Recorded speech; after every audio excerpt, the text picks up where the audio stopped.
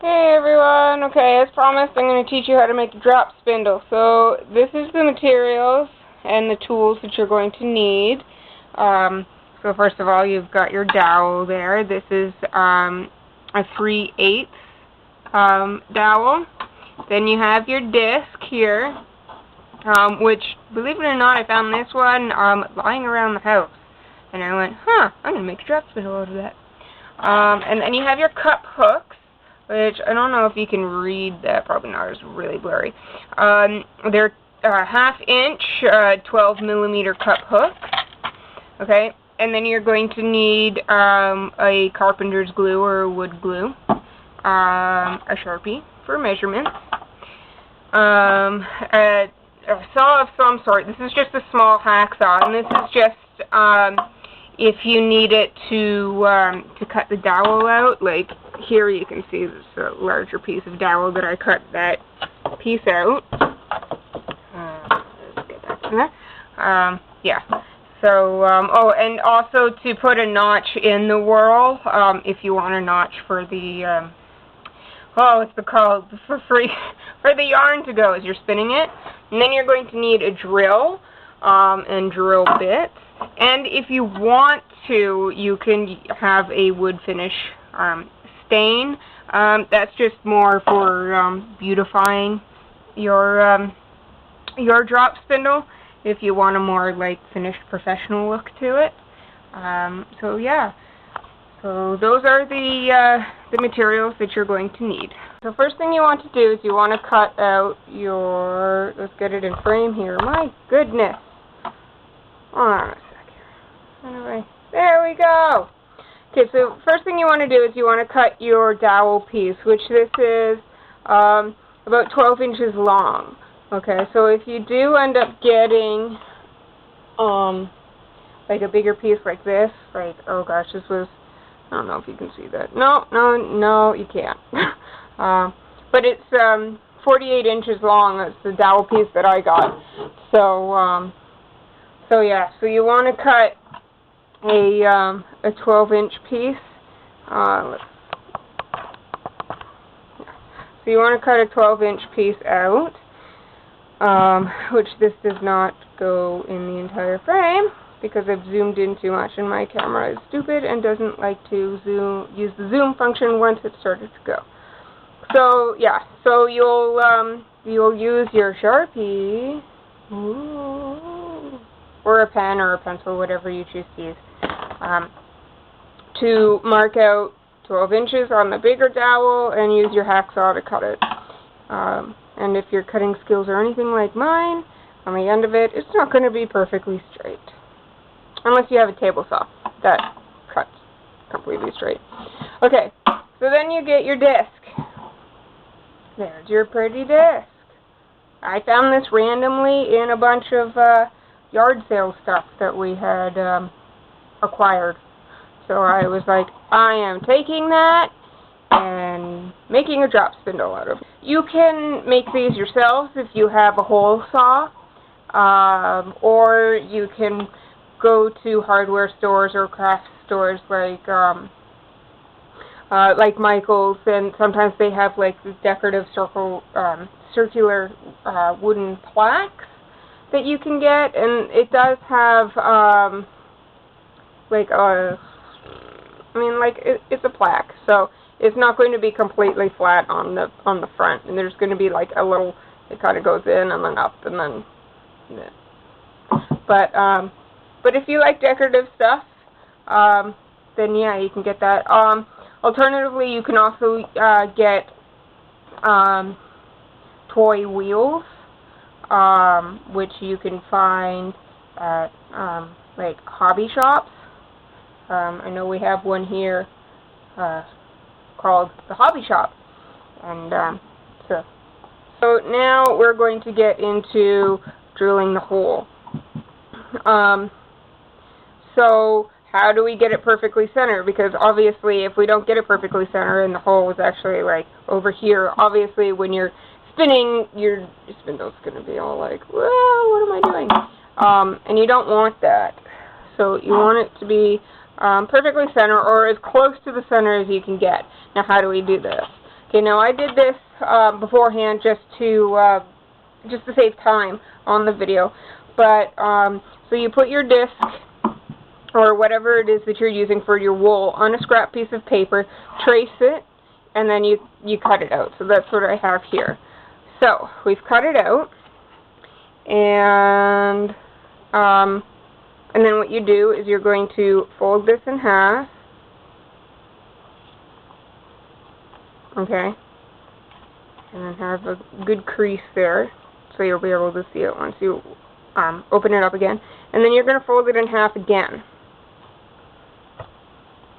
Okay, so then you have like this strange shape, teardrop shape, I don't know. Anyway, so then you unfold it, and then you're going to have an X, and yes, you can see that. Okay, so the middle of the X right here, that is where you're going to mark it on your whorl. So you put it back on your whorl, and you grab your marker or whatever it is that you're using to mark, and you pretty much do that. I'm going to take it off, and my hole's already there, so you can't see the mark that I made because there's nothing to put the mark on. But yeah, so that's how you would get the perfect center, or as close to a perfect center as you can get. So that was a nice close-up of my arm right there. Okay, so then what you're going to do is you're going to grab your drill. There's my drill. Woo! And it's knocking over the tripod.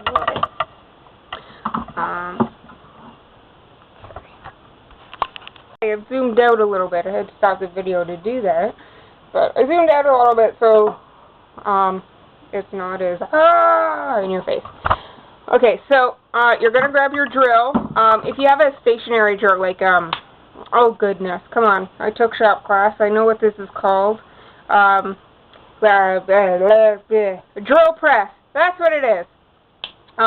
If you're lucky enough to have a drill press, awesome.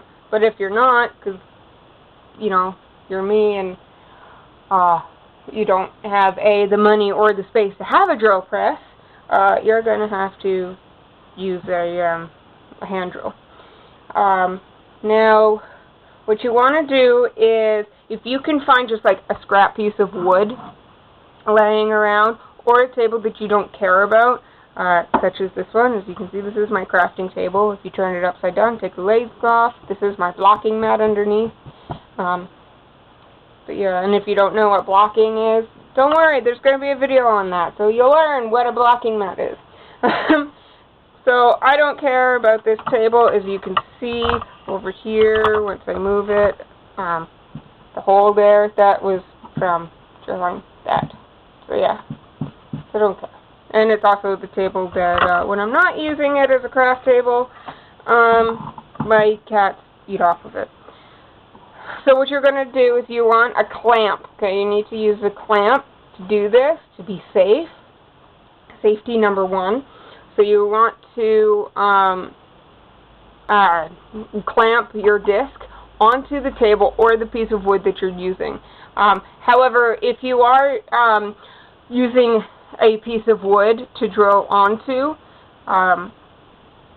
and then obviously you're going to need a surface to put that on, you're still going to want to clamp everything onto the table, because if you just clamp the disc onto the piece of wood, it's still going to take off once the drill turns on.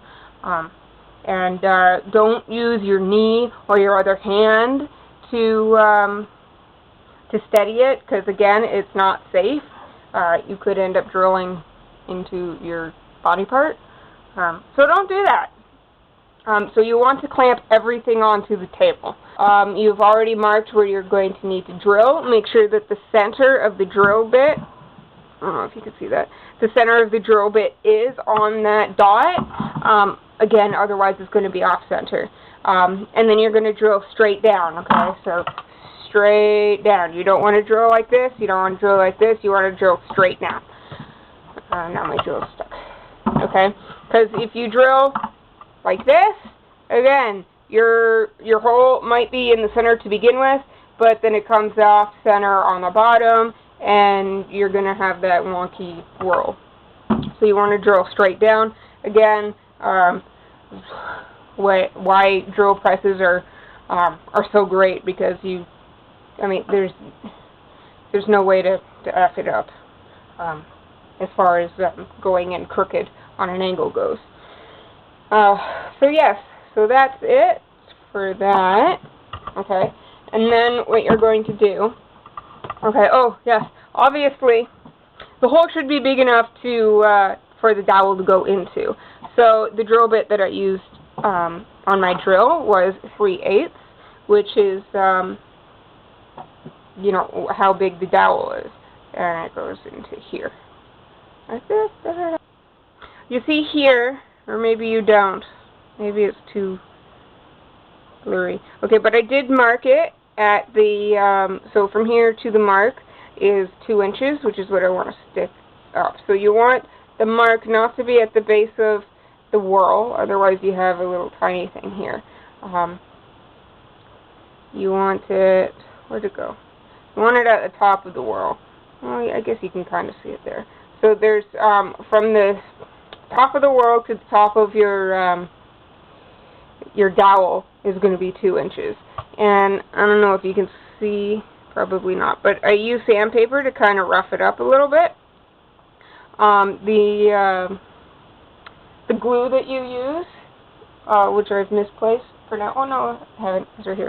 See? I have it. So the glue that you use is going to adhere better to the wood that way. So what you do is you're just going to put the whorl on a little bit. Okay. Take the cap off of your glue. Ignore your barking dog if they're barking. Sorry, I had to clean the nozzle just a tiny bit. Okay. And then you're just going to put the glue around where you've kind of notched it out a bit. Okay. And then you are going to just go like that. Try to find your, there it is. Okay. Ta-da. I hope that was on camera.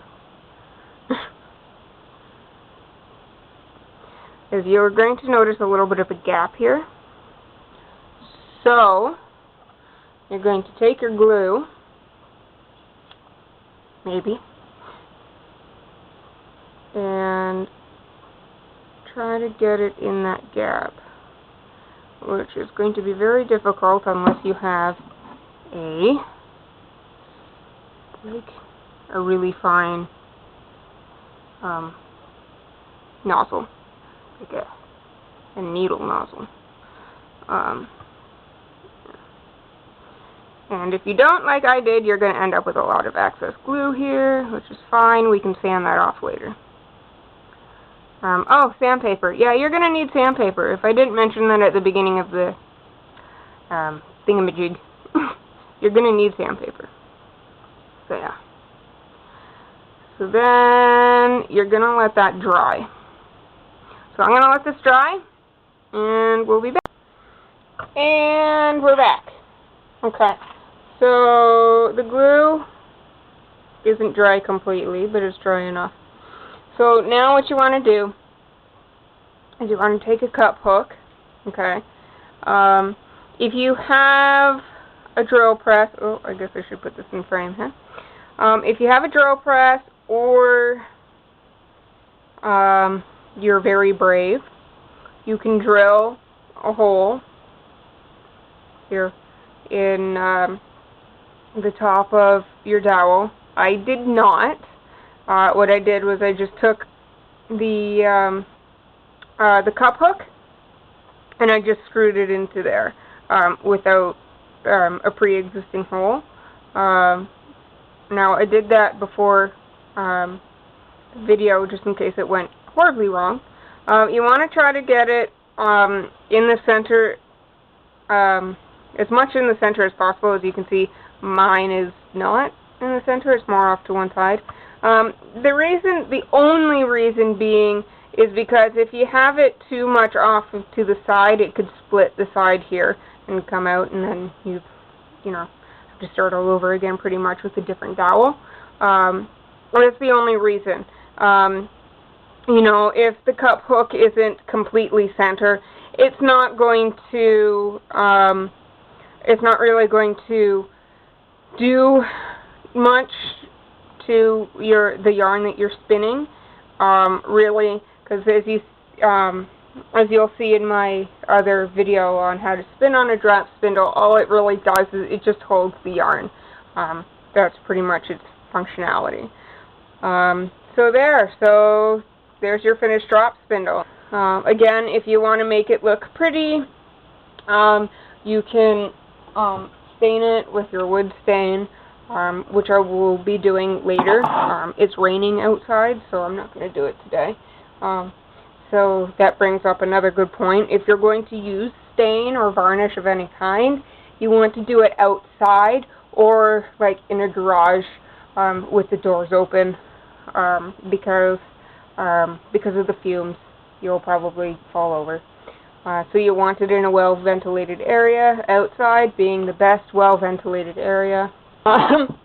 So the next video is I will show you how to spin yarn on that, which is super fun. So we'll see you next time. Bye!